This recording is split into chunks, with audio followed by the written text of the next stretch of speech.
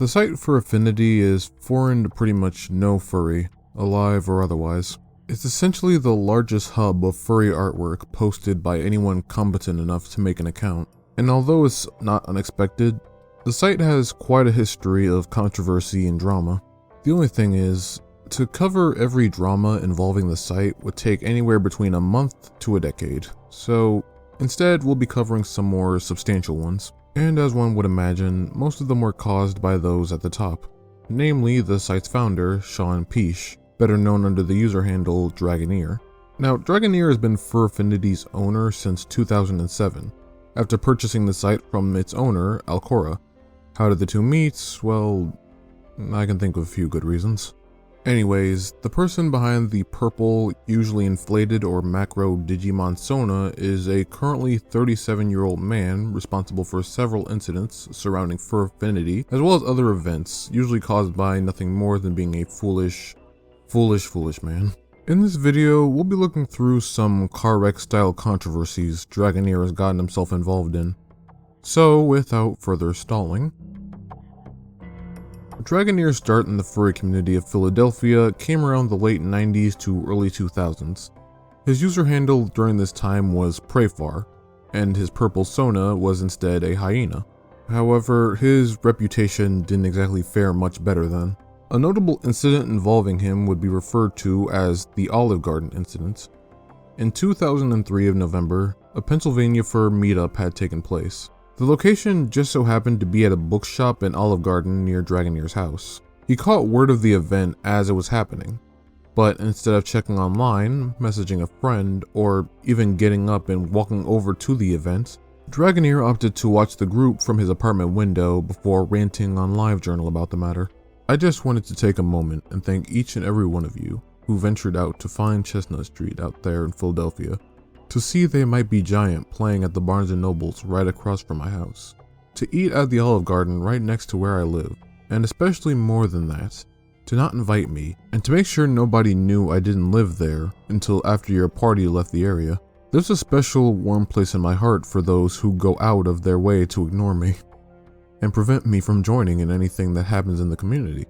It's moments like these that truly bring a smile to my face and let me know how valuable my friendship is to the group as a whole. I'll be sure to never participate in any event ever held in this state, because I understand how you all truly love having me in this society. And were it not for kind, thankful soul who was with you, who let me know just how much I truly meant to you all, I'd never have been able to feel the affectionate display of generosity shown towards yours truly. With sincerest thanks, and not the best grammar, Preyfar.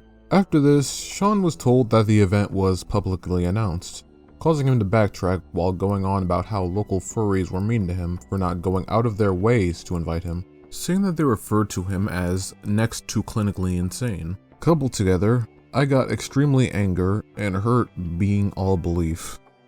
I wrote an upset post feeling like I had been ignored by the people I called friends, and that's still how I feel.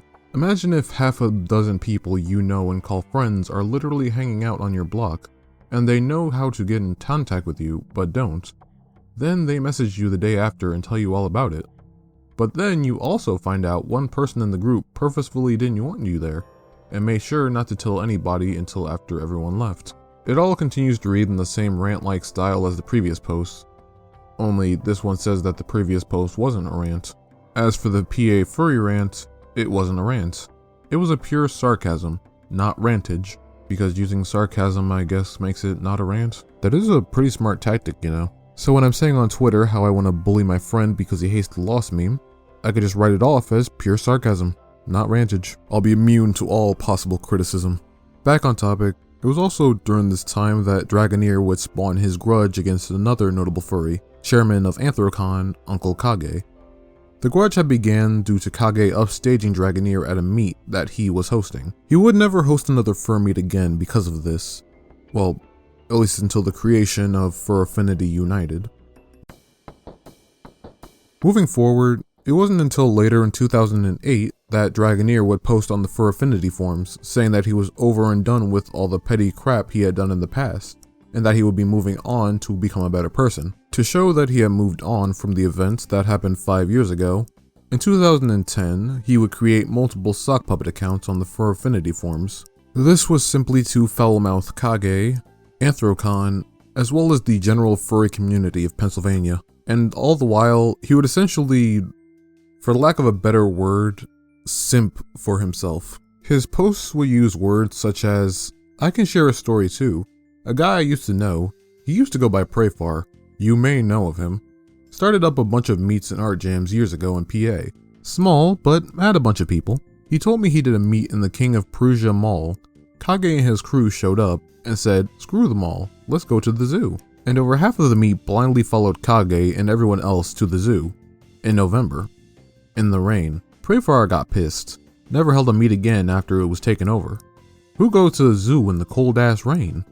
Dude didn't even bother to hide his grudge. Never have I seen a friend who would white knight for you that hard. The rest would continue to go on about how Kage wasn't all that, and complaining about someone by the name of Furp. The reason I mention Furp is due to the name of one of Dragoneer's sock puppets, and another lead to the account being his. You see, Furp was a former roommate of Dragoneer's, who soon became part of the Pennsylvanian furs he hated. One of the accounts Dragoneer used to spew his grievances went by the name Fire Pyro, which just so happened to be the main alias Furp used. This comes off as a bit odd, seeing as Furp had tragically passed in a traffic accident in February of 2009, several months before Dragoneer would create the account for the sole purpose of beefing with another furry. It would be revealed that this Fire Pyro account was Dragoneer's, after leaks from the forum showed that both his main and the sock puppets all had the same IP address, leading to the expected callout and ridicule.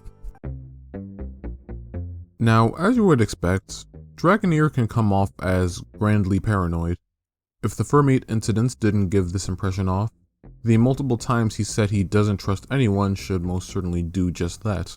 This resulted in complaints from previous staff members, telling of an atmosphere of suspicion and distrust. Although, one should also take into account that a number of Dragoneer's friends and moderators don't have the cleanest records in the fandom either.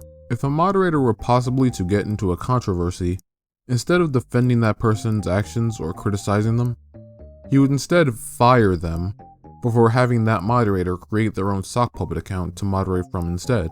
This has happened with both his ex-wife Skiggles, as well as his best friend and admitted zoophile, Chase V. Rocket. Or, well, just Chase now. Although, there is another user who shows just how spineless the site owner can be. In November of 2014, Dragoneer had announced that the user Starry Kitten would be joining the staff as an addition to the development and operations team. His services essentially included bringing more transparency to what we're doing. Now, it was pretty obvious from the get-go that Starry Kitten was a sock puppet account. It had been created not even a full week before the announcement was made. There also seemed to be no trace of admin signups before Starry had joined the staff.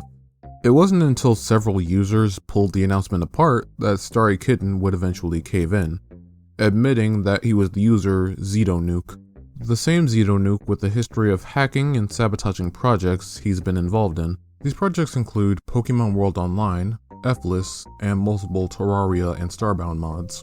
As many knew of his reputation at the time, not too many users were very content with Dragoneer's new hire.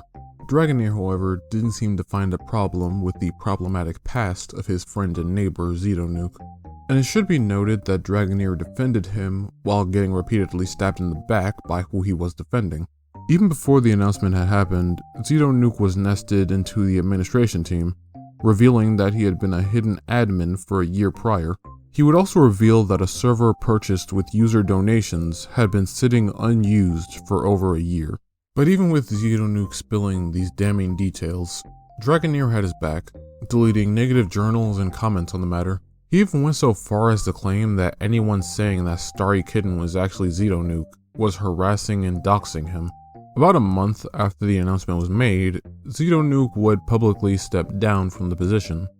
Whether he left the staff team at this time was unknown, but it can be confirmed that he's no longer with the staff team, as he would take his own life 4 years later, before he could be sentenced for the high-speed police chase he was involved in prior.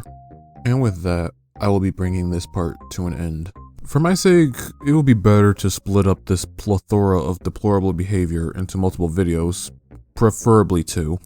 The mental department is a bit of a shitstorm right now, so please forgive me for this taking an eternity to come. I guess you can say I'm in a bit of a dark spot right now. No, but seriously, brain's got hands like you wouldn't believe right now. The next part will be coming soon and cover a lot more Dragoneer mishaps and agonizingly painful moments, so do be sure to keep an eye out for it. But for now, be sure to like the video if you liked it, subscribe if you're interested in seeing that part 2 come along, and I will see you in that next video. Stay safe out there.